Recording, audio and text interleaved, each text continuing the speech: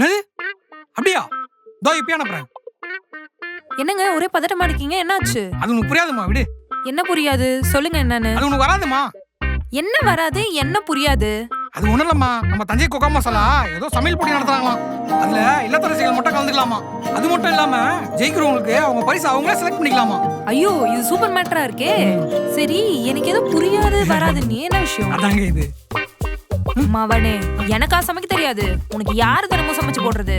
இரு, இதுல ஜெயிச்சு நான் சாம்பியன் ஆகி காட்டுறேன்.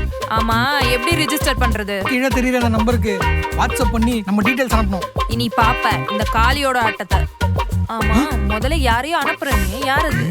எங்க அம்மாவை. நீங்களாவது உங்க இல்லத்தரசிங்களா கொக்கோ காமிச்சிட்டு வீட்டுல நிம்மதியா இருங்க.